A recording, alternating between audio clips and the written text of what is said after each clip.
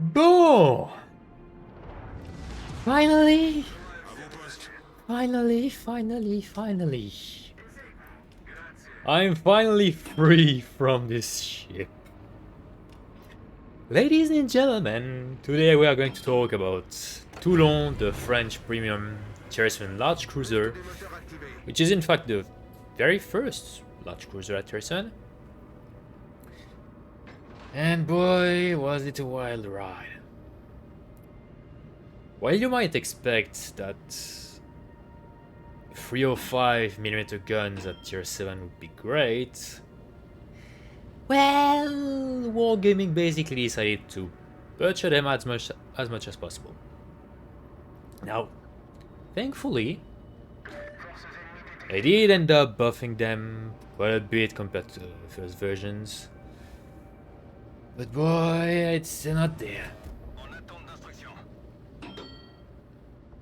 The thing is that when it comes to the HE, and that didn't change, it's pathetic. You both have low damage, and the fire chances are normally what you would see on 203mm guns. It's only 17%. Actually, even 17%, I think it's with the flags, so that tells you a lot. So, if you end up facing something which is too angled for the AP or that you cannot overmatch, well, sucks to be you. You will just get completely out-traded, and unless you find some nice cover, that's a game over for you. For the AP, it was improved a fair amount. Initially, you had somehow slightly worse penetration than the 203 of the New Orleans,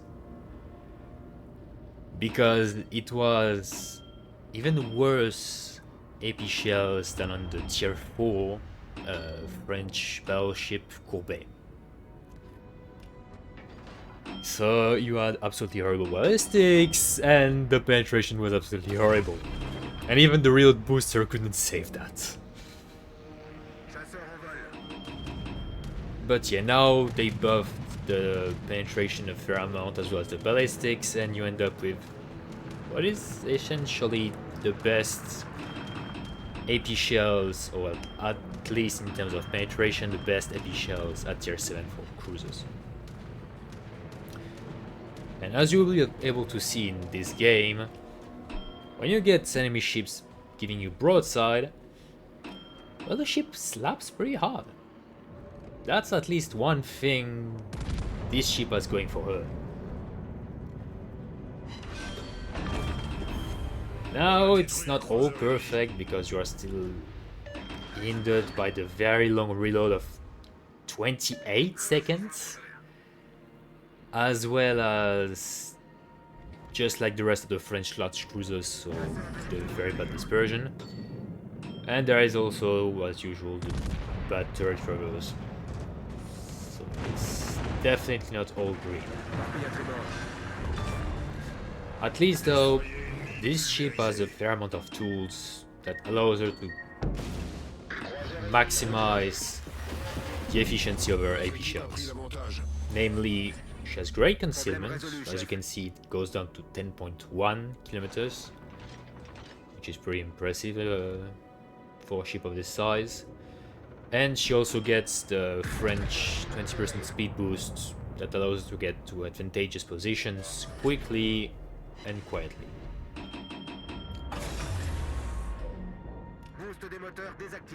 And generally speaking, quiet is what you will want to be with this ship, because it's not very great at tanking.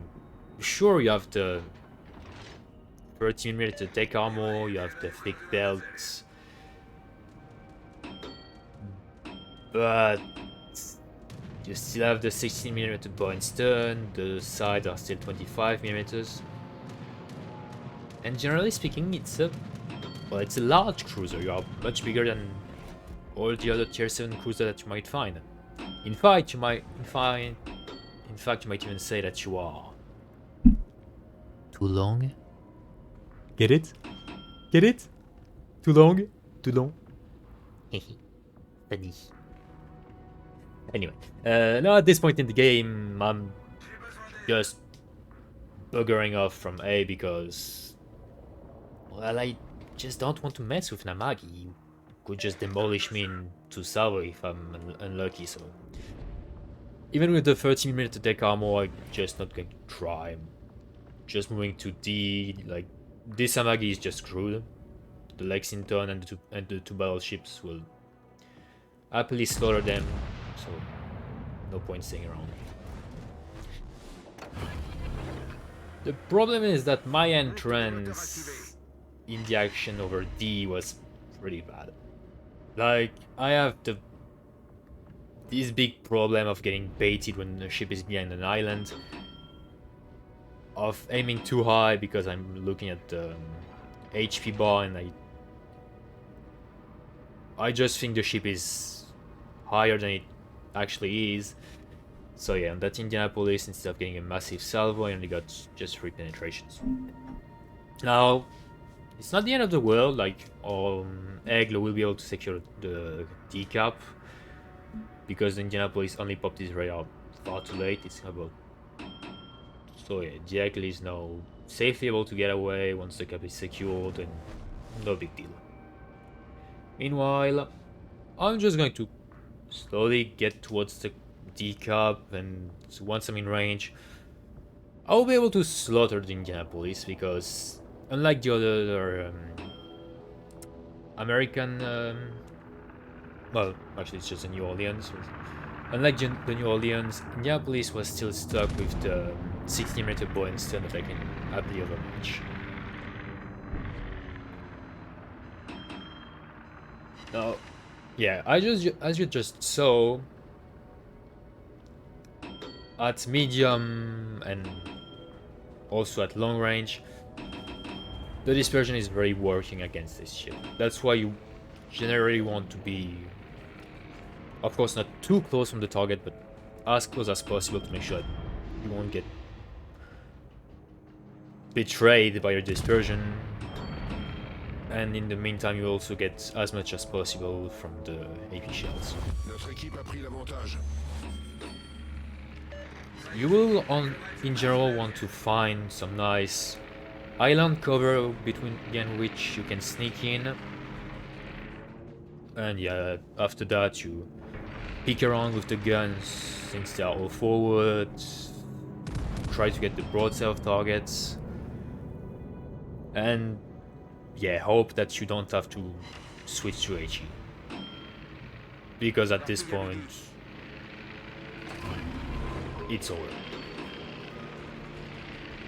Actually, even when you get stuff broadside with the AP, unless it's cruisers that you can punish hard, because of the long reload, the damage output just isn't there. It's especially true when you find yourself facing high-tier cruisers, which, well, tier 7 happens fairly often, let's be honest. Unless you get paid actors, you won't have a very good time. Like, this game I just took it because, yeah, as you just saw, the Albemarle was giving broadside, before it was Zara, now it's the Indianapolis. But otherwise, it was not as great as this situation.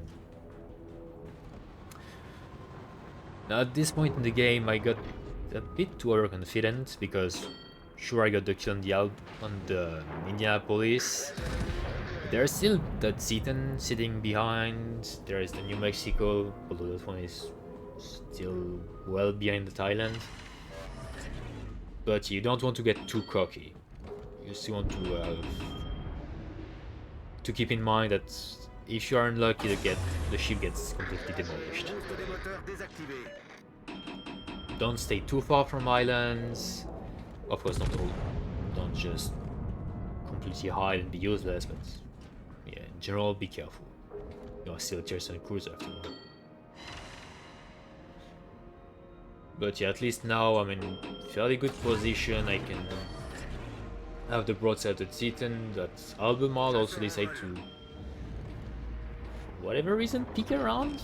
Like, he's even turning in, which is very nice for me because even if he goes against me, well, he's getting broadside to the North Carolina on the south and also the Atago. Oh, actually, that Atago, I don't think he will have range. Not sure now. But yeah, now he understands his mistake and he tries to me leave. So I'm just going to follow him and again punish his broadside. Although I did get a bit too greedy and instead of slowing down at this point, well, slowing down at least earlier. Well, first I could have gotten demolished by the Titan, and also I'm getting a pretty unfortunate torpedo. The good thing is that New Mexico decided to stick to HE, and also, well, New Mexico doesn't really have the best dispersion in the world, so he didn't get that much damage on me. Same for that Edinburgh. He's just going to spam AP on my angled ship and I won't get that much damage. Meanwhile, I'm just getting nicely under cover from that New Mexico before I can reload. And I can just wait for the game to end. I do end up firing one last salvo at the Edinburgh.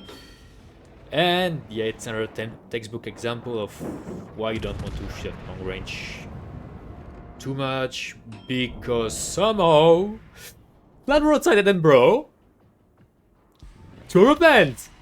Thank you, appreciate it. Anyway, generally speaking, Toulon, it's not that great, but it's not completely trash.